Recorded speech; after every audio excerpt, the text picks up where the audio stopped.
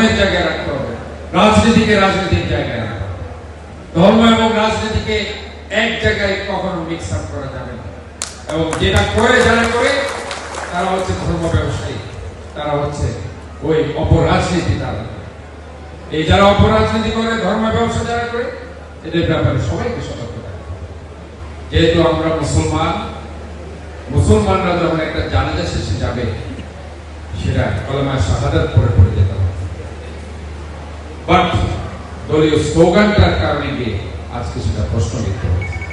এই জায়গায় আমি মনে করি সবাইকে ওই জায়গায় যাতে তারা এই যে কাজগুলো করা উচিত নয় সেই কাজ যাতে আমরা বলছি যে ওই জায়গায় আমরা যেটা করার, আমার রাষ্ট্র এক সময় আওয়ামী লীগ এই কাজ করতে পারে, তার ব্যর্থ হয়েছে, জানাজা পড়তে দিতে পারে।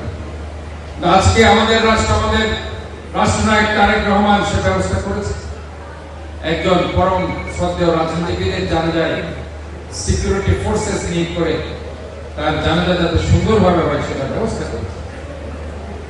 কিন্তু জানাজা যারা করেছে যে দল আওয়ামী লীগের, তারা যাওয়ার সময় দলীয় স্লোগানটা দেওয়ার তাদের সেটাকে তাদের শৃঙ্খলার মধ্যে কিংবা বলি নৈতিকতার মধ্যে পড়েছে?